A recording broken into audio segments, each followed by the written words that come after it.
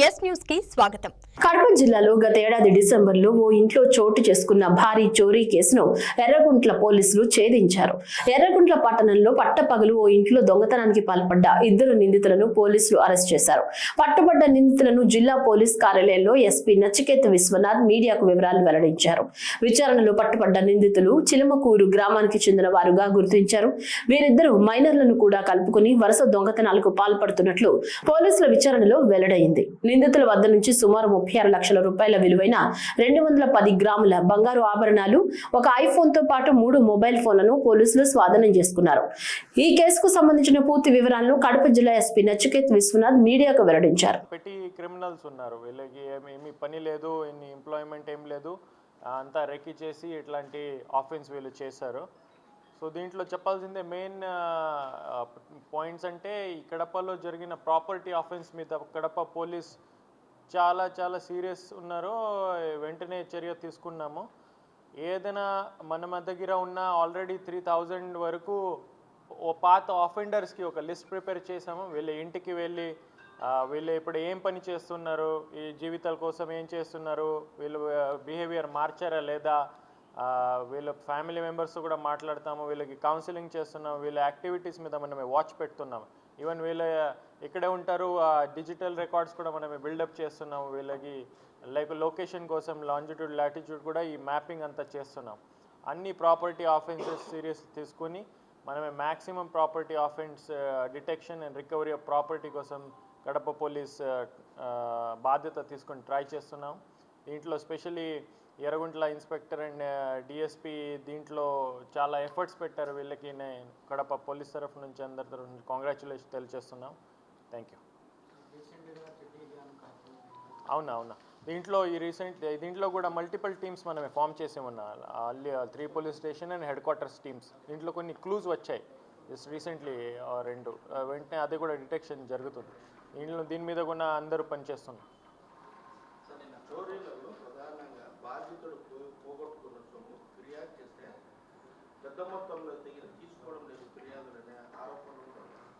అట్లాంటి ఏమి వెంటనే కాదు, మనమే ఎట్లాంటి ఇష్యూస్ ఎంకరేజ్ చేయట్లేదు, టాలరేట్ చేయట్లేదు. ఎవరైనా బాధితులు ఎవరైనా పోలీస్ స్టేషన్లో వస్తే వెంటనే కంప్లైంట్ రిజిస్టర్ చేయమని ఇన్స్ట్రక్షన్స్ ఉన్నాయి, అందరికి ఆర్డర్స్ ఉన్నాయి. అప్పుడే కూడా ఏదైనా ఇష్యూస్ ఉంటే అందరూ ఈ మండే పీజీఆర్ఎస్ ఉంటుంది, అక్కడే రావచ్చు. అట్లాంటి ఇష్యూస్ నా దృష్టికి వస్తే వెంటనే ఎఫ్ఐఆర్ కూడా కడతాము. ఎవరో ఇగ్నోర్ చేసి ఉంటే వీళ్ళ ఆఫీసర్స్ మీద డిసిప్లినరీ యాక్షన్ కూడా ఇనిషియేట్ చేస్తాం. దీని మీద వీళ్ళకి సస్పెన్షన్ జరుగుతుంది. కడప నగరపాలక సంస్థలో సమస్యలతో కార్మికులు కొట్టుమిట్టాడుతుంటే పరిష్కరించడంలో కమిషనర్ పూర్తిగా నిర్లక్ష్యం వహిస్తున్నారని AP municipal workers employees federation నాయకులు మండిపడ్డారు. సమస్యల పరిష్కారానికి నగరపాలక సంస్థ కార్యాలయం ఎదుట చేస్తున్న దీక్షలు 6వ రోజుకు చేరుకున్నాయి. ఈ సందర్భంగా నగరపాలక సంస్థ కార్యాలయం ఎదుట 6వ రోజు నిరాహార దీక్షలను చేపట్టారు. ఒక తండ్రిగా తమ సమస్యలను పరిష్కరించాల్సిన నగరపాలక సంస్థ కమిషనర్ సమస్యలను పరిష్కరించకపోగా కనీసం వినడానికి కూడా సమయం కేటాయించకపోవడం బాధాకరమన్నారు. కోవిడ్ సమయంలో చేర్చుకున్న అడిషనల్ కార్మికులకు 19,000 రూపాయల వేతనాలు ఇవ్వాలన్నారు. అనేక డిమాండ్లతో తాము దీక్షలు చేస్తున్నా పట్టించుకోకపోవడం దారుణమని, ఇప్పటికైనా అధికారులు స్పందించాలని వారు కోరారు. నగరపాలక సంస్థ ఎదురుగా గత 6 రోజుల నుంచి రిలే నిరాహార దీక్ష చేస్తా ఉన్నాం. కడప నగరంలో పనిచేస్తున్నట్టే పారిశుద్ధ కార్మికులు, ఇంజనీర్ సెక్షన్ కార్మికులతో అందరితో కలుపుకొని ఇవాళ కార్పొరేషన్ ఎదుట 6వ రోజుకి రిలే నిరాహార దీక్షలు చేరుకున్నాయి. ఈ యొక్క ముఖ్య ఉద్దేశం రిలే దీక్షలకు సంబంధించి కమిషనర్ గారికి మేము అనేక మార్లు వినతి పత్రాలు ఇవ్వడం జరిగింది. దాంతోపాటు ఎమ్మెల్యే గారికి కూడా వినతి పత్రాలు ఇవ్వడం జరిగింది. కడప నగరంలో చనిపోయినట్టు కార్మికుల ఉద్యోగాలు ఇవ్వాలని చెప్పేసి వినతి పత్రాలు ఇచ్చాం. అలాగే తొలగించిన కార్మికుల్ని విధుల్లోకి తీసుకోవాలని చెప్పేసి వినతి పత్రాలు ఇచ్చాం. అలాగే అడిషనల్ కోవిడ్-19 కార్మికుల కనీస వేతనం 19,060 రూపాయలు ఇవ్వాలని చెప్పేసి మేము అనేక మార్లు పాలక వర్గానికి, ఎమ్మెల్యే గారికి, కమిషనర్ గారికి వినతి పత్రాలు ఇచ్చుకుంటూ వచ్చాం. విధులేని పరిస్థితిలో వాళ్ళు ఈ సమస్యను పరిష్కరించలేదు కాబట్టి విధులేని పరిస్థితిలో ఈరోజు కార్పొరేషన్ ఎదురుగా నిరాహార దీక్ష చేస్తూ ఉన్నాం. అయితే మేము అడుగుతా ఉన్నాం, కడప నగరంలో ఉన్నట్టు కమిషనర్ గారు మాకు బాధ్యత వహిస్తున్నట్టు కమిషనర్ గారికి మాకు పెద్ద అంటే కమిషనర్ గారిని మేము అడుగుతా ఉన్నాం. మేమేమి మీ ఇంట్లో ఉన్నట్టు డబ్బులు తెచ్చిమని అడగడం లేదు, మీ ఇంట్లో ఉన్నట్టు ఉద్యోగాలు ఇమ్మని అడగడం లేదు. కేవలం మా ఉద్యోగాలు ఏవైతే ఉన్నాయో, మా కార్మికులు ఎవరైతే చనిపోయినారో ఆ ఉద్యోగాలు ఇమ్మని అడుగుతా ఉన్నాం. మీరేం చెప్తా ఉన్నారు కమిషనర్ గారు? ఇది పద్ధతి అయింది కాదు. 7వ క్లాస్ చదువుకోవాలంటారు, రోస్టర్ పద్ధతి కావాలంటారు. ఇన్ని రకాలుగా దీన్ని ముడిపెట్టి ముండమోపికతంగా తీసుకుపోతున్నారు. ఇది కరెక్ట్ అయిన పద్ధతి కాదు. తక్షణం ఆప్కాసులో పనిచేస్తూ కాలం చెల్లిన వారికి నియామకాలు వదలాలని చెప్పేసి, వారిని విధుల్లోకి తీసుకోవాలని చెప్పేసి మేము కోరుతా ఉన్నాం. ఇకపోతే తొలగించిన కార్మికులు, వీళ్ళకంటే తిమింగలాలను మీరు పక్కన పెట్టి, వీళ్ళకంటే పెద్ద మొత్తంలో దోపిడీ చేసిన వాళ్ళని పక్కన పెట్టి, చిన్న రూపాయి తీసుకున్న వాళ్ళ మీద మీ కక్ష సాధింపులు సాధిస్తూ ఉన్నారు. మీకు వారికి ఏం డిఫరెంట్ ఉందని చెప్పేసి మేము అడుగుతా ఉన్నాం. మీకు ఏ లాలాచూలు ఉన్నాయని చెప్పేసి మేము అడుగుతా ఉన్నాం. మేము చెప్తా ఉన్నాం, తప్పు చేసింది మా కార్మికులు కాదు. తప్పు చేసినాడు ఎక్కడో రాజంపేటలో ఉన్నాడు, తప్పు చేసినాడు ఎక్కడో చిలకలబాయల దగ్గర పనిచేస్తూ ఉన్నాడు. వాళ్ళని వదిలిపెట్టి, తిమింగలాలను వదిలిపెట్టి తప్పు చేయనంటే మా కార్మికుల్ని మీరు బలి చేయడం కరెక్ట్ కాదని చెప్పేసి కమిషనర్ గారికి హెచ్చరిస్తా ఉన్నాం. ఇప్పటికైనా సరే మా సమస్యలను పరిష్కరించకుంటే, ఇప్పుడు వరకు మేము చెప్పింది తక్కువే తిమింగలాల గురించి, ఇంతకంటే తిమింగలాలు ఉన్నాయి మా దగ్గర, అన్ని ఆధారాలు ఉన్నాయి. వాటన్నింటికి సమాధానం కమిషనర్ గారు చెప్పాలని చెప్పేసి మేము కోరుతా ఉన్నాం. ట్రావెల్ ఏజెంట్ మోసానికి తెలుగు రాష్ట్రాల పర్యాటకులు శ్రీలంకలో ఇరుక్కుపోయారు. గో టు హాలిడేస్ టూర్ పేరుతో శ్రీలంకకు వెళ్లిన ఆంధ్రప్రదేశ్, తెలంగాణకు చెందిన సుమారు 60 మంది పర్యాటకులు తీవ్ర ఇబ్బందులు ఎదుర్కొంటున్నారు.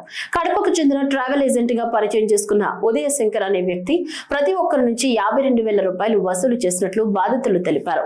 అదనంగా ఏర్పాట్ల పేరుతో మరో 12,000 రూపాయలు కూడా చెల్లించామని పర్యాటకులు ఆరోపిస్తున్నారు. శ్రీలంక రాజధాని కొలంబోకు చేరుకున్న తర్వాత ట్రావెల్ ఏజెంట్ ఆచూకీ లేకుండా పోయినట్లు బాధితులు వెల్లడించారు. దీంతో హోటల్, భోజనం, రవాణా వంటి కనీస సౌకర్యాలు లేక అష్టకష్టాలు పడుతున్నామని వాపోతున్నారు. ఇండిగో ఎయిర్లైన్స్ లో రిటర్న్ టికెట్లు బుక్ చేసుకున్నప్పటికీ అవి క్యాన్సిల్ కాకుండా చూడాలని ప్రభుత్వం తక్షణం జోక్యం చేసుకోవాలని పర్యాటకులు కోరుతున్నారు. ఈ మేరకు సెల్ఫీ వీడియోను మీడియాకు విడుదల చేసిన బాధితులు తమ పరిస్థితిని అర్థం చేసుకుని ఆంధ్రప్రదేశ్, తెలంగాణ రాష్ట్ర ప్రభుత్వాలు వెంటనే స్పందించి సహాయం చేయాలని విజ్ఞప్తి చేస్తున్నారు. హలో సార్, మేమందరం శ్రీలంక ట్రిప్ కోసము గో న్యూ హాలిడేస్ అని ఉదయ్ శంకర్ అనే అబ్బాయి కడప నుంచి మాకు వేరే వాళ్ళ ద్వారా పరిచయం అయ్యాడు. సర్లే అని చెప్పని చాలామంది మేము అనుకొని ఎప్పుడు అందరం తలా 52,000 ప్లస్ 6,000 రూపాయలు చొప్పున లాస్ట్ మినిట్లో కూడా అడిగి రేట్స్ పెరిగినాయని చెప్పని ఏడ్పించి కట్టించుకున్నాం సార్. ఓకే, వాడు బాగుంటే మేము కూడా బాగుంటాం కదా అని చెప్పని లాస్ట్ మినిట్లో మేము కట్టాము. ఇదిగో మేము ఎయిర్పోర్ట్కి వస్తున్నాం అన్నాడు. మాకు ఓన్లీ ఎయిర్ టికెట్స్ పంపించాడు. ఎయిర్పోర్ట్లో లేదు, శ్రీలంక ఎయిర్పోర్ట్లో కూడా మనిషి లేడు. వాళ్ళు వస్తారు, వీళ్ళు వస్తారు, మిమ్మల్ని రిసీవ్ చేసుకుంటా ఉన్నారు. లాస్ట్ మినిట్ దాకా మీకు హోటల్ రూమ్స్ పంపిస్తాను, అది పంపిస్తాను అన్నాడు. Everything, nothing is done. తర్వాత ఇక్కడికి వచ్చినాక మేము చూస్తే ఫ్లైట్ ఇది మొబైల్స్ స్విచ్ ఆఫ్ చేసి పెట్టాడు. మేము ఇంత మోసం చేస్తాడని అసలు కల్లో కూడా ఊహించుకోలేదు. చాలా మేమందరం చాలా సీనియర్ సిటిజన్స్ అందరూ అసలు నిజంగా ఎంత ఇబ్బంది పడాలో అంత ఇబ్బంది పడ్డాం. మధ్యాహ్నం 11:30కి మేము ఫ్లైట్ దిగిన వాళ్ళం. రాత్రి 8:30 దాకా ఫుడ్ లేదు, నీళ్లు లేదు. అక్కడ అలాగే ఎయిర్పోర్ట్లో కూర్చున్నాం. వాళ్ళ దగ్గర ఫోన్ లేదు. ఇంకా మా వాళ్ళందరికీ ఫోన్లు చేసి మేము ఏదో విధంగా ఇక్కడ ఉండటానికి రాత్రి 8:30కి ఏర్పాటు చేసుకొని ఏదో సెటిల్ అందరూ తలా ఒక గ్రూప్ లాగా వెళ్లాల్సి వచ్చింది. అంతేకాకుండా మా టికెట్స్ అన్ని వాడి దగ్గర గ్రూప్ టికెట్స్ లాగా వాడు బుక్ చేశాడు. రిటర్న్ టికెట్స్ వాడు ఎక్కడ క్యాన్సిల్ చేస్తాడా సరే చాలా టెన్షన్ ఉంది. మేము 6th ఫిబ్రవరికి రిటర్న్ అవ్వాలి. ఇండిగో ఫ్లైట్ ఒక్కసారి దయచేసి ఫస్ట్ వాడిని పట్టుకోండి. మీరు అది ఏంటంటే ముందు టికెట్స్ క్యాన్సిల్ అవ్వకుండా వాడు ఏం క్యాన్సిల్ చేసి మనీ తీసుకోకుండా ఉండేట్టుగా చేయండి. ఇంకొకసారి ఏపీ గవర్నమెంట్కి చెప్పి వాడికి నెక్స్ట్ ఇంకెవ్వరూ ఇబ్బంది పడకుండా వాడికి వీలైనంత శిక్ష పడి మాకు న్యాయం చేయించండి. టికెట్స్ ఇప్పుడు నేను మళ్ళీ చెప్తున్నానండి, మాకు ఇంపార్టెంట్ది మేము పడింది ఇంకా వరకు ఫస్ట్ కష్టపడకూడదు. మాకు ఇమ్మీడియట్గా tickets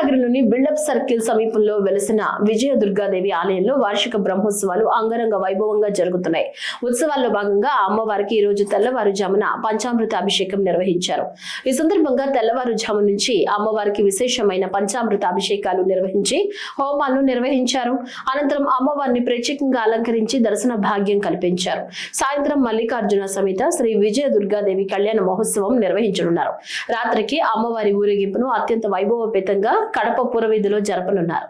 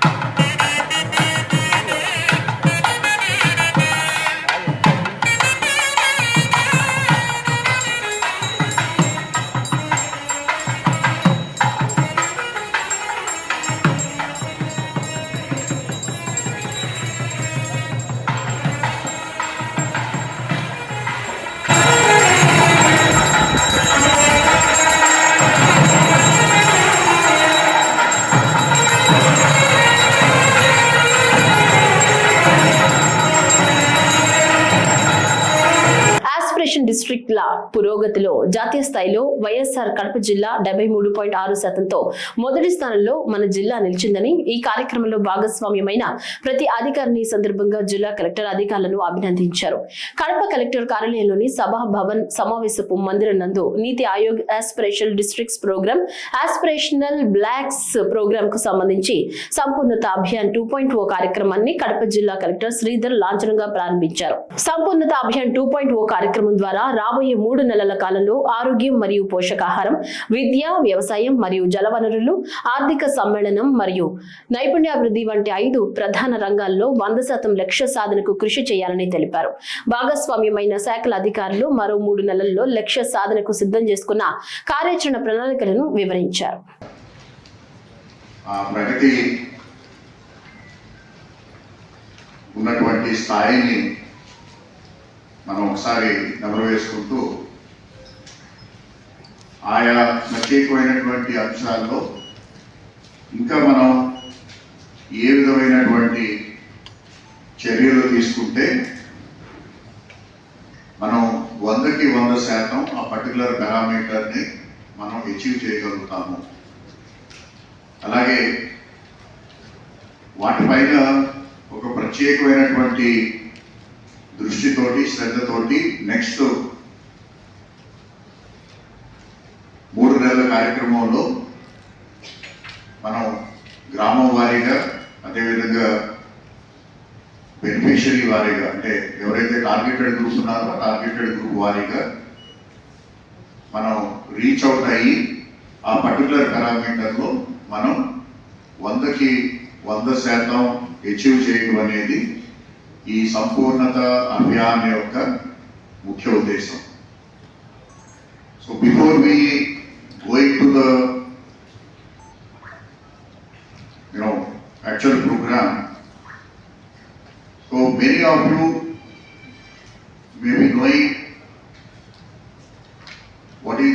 aspirational district program or what is the aspirational block program, how they are different, what actually we are doing in this program అనేది మీ అందరికీ తెలుసు. కానీ దాని ఆబ్జెక్టివ్ బిహైండ్ ఇట్ అనేది అందరికీ కూడా తెలియకపోవచ్చు. ఈ సంపూర్ణత అభియాన్ కార్యక్రమంలో దాని గురించి ఒకసారి మీ అందరికీ కూడా తెలియచేయటం, అలాగే ఈ రాబోయే 3 నెలల కాలంలో ఈ టార్గెటెడ్ పారామీటర్స్ ఏవైతే ఉన్నాయో ఆ టార్గెటెడ్ పారామీటర్స్ని మనం 100కి 100% అచీవ్ చేయగలిగే విధంగా ఈ యొక్క సంపూర్ణత అభియాన్ కార్యక్రమాన్ని దేశవ్యాప్తంగా ఏర్పాటు చేయడం జరిగింది. ఈ 3 సెక్టార్లో ఇంకంటే జరిగింది. హెల్త్ అండ్ న్యూట్రిషన్ వచ్చి పర్సెంటేజ్ ఆఫ్ లైఫ్ విద్య ద్వారానే అభివృద్ధి సాధ్యమని, విద్యకు అధిక ప్రాధాన్యత ఇచ్చి పనిచేస్తుందని అమలాపురం ఎమ్మెల్యే ఐతాబత్తుల ఆనందరావు పేర్కొన్నారు. డాక్టర్ బిఆర్ అంబేద్కర్ కోనసీమ జిల్లా అమలాపురం జిల్లా పరిషత్ పాఠశాలలో జిల్లా అంధత్వ నివారణ సంస్థ ఆధ్వర్యంలో విద్యార్థులకు ఉచిత కంటి అద్దాలను అందించే కార్యక్రమంలో ఆయన ముఖ్య అతిథిగా పాల్గొన్నారు. ఈ సందర్భంగా ఆయన మాట్లాడుతూ ప్రభుత్వ విద్యను ప్రైవేట్ కు ధీటుగా అన్ని వసతులు కల్పించి మంచి ఆహ్లాదకర వాతావరణంలో చదువు సాగేలా కూటమి ప్రభుత్వం కృషి చేస్తోందన్నారు. విద్యార్థులు ప్రభుత్వం కల్పిస్తున్న సౌకర్యాలను సద్వినియోగం చేసుకుని జీవితంలో ఉన్నత స్థితికి చేరాలని ఆకాంక్షించారు. ఈ రాష్ట్ర విద్యాశాఖ మంత్రి గౌరవనీయులు పెద్దలు నారా లోకేష్ గారి యొక్క ఆధ్వర్యంలో ఆంధ్రప్రదేశ్లో ఉన్నటువంటి అన్ని ప్రభుత్వ స్కూళ్లలో విద్యార్థులకు ప్రత్యేకంగా కంటి పరీక్షలు చేయించి అందరికీ కళ్ళజోలు పంపిణీ చేసే కార్యక్రమాన్ని తీసుకోవడం ఈరోజు కూటమి ప్రభుత్వం నాయకత్వంలో విద్యాశాఖ మంత్రిగా లోకేష్ గారు విద్యార్థుల పట్ల ప్రభుత్వ స్కూల్లో చదివే విద్యార్థుల పట్ల ఎంత శ్రద్ధ తీసుకుంటున్నారో, అలాగే యూనిఫామ్లు ఇవ్వడంలో కానీ, శుభ్రత విషయంలో కానీ, ఆరోగ్య విషయంలో కానీ, ఈరోజు కళ్ళజోల విషయంలో కానీ అన్నిటిలో కూడా ఇంతవరకు చరిత్రలో ఏ విద్యాశాఖ మంత్రి చేయనన్ని పనులు, చేయనంత అభివృద్ధి సంక్షేమాన్ని విద్యార్థులకి వారు తీసుకుంటూ ఈరోజు ప్రభుత్వ పాఠశాల చదువుతున్న విద్యార్థులని ప్రైవేట్ ధీటుగా తయారు చేయడానికి లోకేష్ బాబు గారు తీసుకున్న గొప్ప నిర్ణయాలు ఇది ఒక నిర్ణయం అని తెలియజేసుకుంటూ వారికి సందర్భంగా హృదయపూర్వక ధన్యవాదములు. అలాగే ఈ యొక్క అవకాశాన్ని విద్యార్థులు ఉపయోగించుకుని వారు మరింత బాగా చదివి పైకి రావాలని కోరుకుంటున్నాము. రాష్ట్రంలో అంబేద్కర్ రచించిన రాజ్యాంగం కాకుండా లోకేష్ రచించిన రెడ్ బుక్ రాజ్యాంగం అమలవుతుందని వైఎస్ఆర్సీపీ బలిజ సంఘాల నాయకులు మండిపడ్డారు. కడప నగరంలోని వైఎస్ఆర్ కాంగ్రెస్ పార్టీ కార్యాలయంలో ఆ పార్టీ నాయకులు మీడియా సమావేశం ఏర్పాటు చేశారు. కడప నగరంలోని వైఎస్ఆర్ కాంగ్రెస్ పార్టీ కార్యాలయంలో ఆ పార్టీ నాయకులు మీడియా సమావేశం ఏర్పాటు చేశారు. రాష్ట్రంలో ప్రభుత్వ తప్పులను ప్రశ్నిస్తుంటే అక్రమంగా దాడులు చేయడం, అక్రమ కేసులు పెట్టడమే లక్ష్యంగా ముందుకు వెళుతున్నారన్నారు. తిరుమల లడ్డూ వ్యవహారంలో ప్రభుత్వానికి చెంపపెట్టులా తీర్పు రావడంతో ప్రజలను తప్పుదోవ పట్టించేలా రాజకీయాలకు పాల్పడుతున్నారని మండిపడ్డారు. మాజీ మంత్రులు అంబటి రాంబాబు, జోగి రమేష్లపై దాడులు చేయడం ఎంతవరకు సమంజసమన్నారు. ఇంత జరుగుతున్నా పోలీసులు కనీసం పట్టించుకోకపోవడం బాధాకరమన్నారు. ప్రజలన్నీ గమనిస్తూనే ఉన్నారని, రాబోయే రోజుల్లో వారే తగిన గుణపాఠం చెప్తారని హెచ్చరించారు. రిపబ్లిక్ దినోత్సవం చేసుకున్న నాటి నుంచి రాష్ట్రంలో పరిస్థితులు చూస్తుంటే చాలా దారుణమైన పరిస్థితులు ఉన్నాయి. కూల్చివేతలు, దాడులు, దహనాలు, ఈ కుటుంబ ప్రభుత్వం చేస్తున్న అరాచకం అంతా ఇంత కాదు. మొన్న చూసాం, టీడీపీ శ్రేణులు ఒక బీసీ వైఎస్ఆర్సీపీ మాజీ మంత్రి విడుదల రజనీ గారి పైన దాడి చేయడం కానీ, అలాగే మాజీ మంత్రి కాపు నాయకుడు అంబటి రాంబాబు గారి పైన దాడి చేయడం కానీ, అలాగే మరొక మాజీ మంత్రి జోగినేని రమేష్ పైన జరిగిన దాడులు కానీ ఎక్కడికి పోతూ ఉంది ప్రజాస్వామ్యం? మనం ఎక్కడ ఉన్నాం? మనం ఏమైనా ప్రజాస్వామ్యంలో ఉన్నామా, లేకపోతే రాష్ట్రంలో పరిస్థితులు ఎంత దారుణంగా తయారయ్యాయంటే డైవర్షన్ పాలిటిక్స్ మొదటి నుంచి కూడా వాళ్ళు చేసిన తప్పుడు ఆరోపణల్ని కప్పిపుచ్చుకోవడానికి ఒక వ్యక్తి, మా కాపు నాయకుడైనటువంటి అంబటి రాంబాబు గారు మా జగన్మోహన్ రెడ్డి గారి పైన తప్పుడు బ్యానర్ కడితే దాన్ని తొలగించడానికి వెళ్ళినప్పుడు ఆయన పైకి 100 మంది రౌడీలు ఆడవాళ్లతో కలిపి కట్టెలన్నీ తీసుకొని ఆయన పైన చెడు మాటలతో దాడి జరిగేటప్పుడు ఎవరికైనా కోపం వస్తుంది, ఆబ్వియస్గా వస్తుంది. ఆయన ఆ సందర్భంలో వాళ్ళను ఉద్దేశించి అన్న మాటలని గౌరవ ఆంధ్రప్రదేశ్ ముఖ్యమంత్రి చంద్రబాబు నాయుడు గారిని అన్నట్టు చిత్రీకరించి ఈరోజు ఆయన ఇంటిపై దాడి చేయడం జరిగింది. ఆయన అదే రోజు సాయంత్రం 4:30కి ప్రెస్ మీట్ పెట్టి చెప్పడం కూడా జరిగింది, నేను అలా మాట్లాడాల్సింది కాదు, నేను చంద్రబాబు నాయుడు గారిని ఉద్దేశించి మాట్లాడిన మాటలు కాదు అని స్పష్టంగా తెలియజేయడం జరిగింది. కానీ ఈ కూటమి ప్రభుత్వం మొదటి నుంచి కూడా కాపుల యొక్క ఓట్లు కావాలే కానీ, పవన్ కళ్యాణ్ గారిని అడ్డం పెట్టుకొని కాపుల యొక్క ఓట్లు కావాలే కానీ కాపులని అణచివేసే పద్ధతి మొదటి నుంచి కూడా జరుగుతుంది. ఈరోజు ఈ కూటమి ప్రభుత్వానికి ఒకటే చెప్తున్నా, మీ అధికారంతో, మీ రౌడీజంతో, మీ గుండాయిజంతో కాపులని అణచివేయాలనుకోవడం మీ తాతల తరం కూడా కాదు. ఈ రోజు ఎస్ న్యూస్ వార్తలు ఇంతటితో సమాప్తం. తిరిగి రేపటి వార్తల్లో కలుసుకుందాం.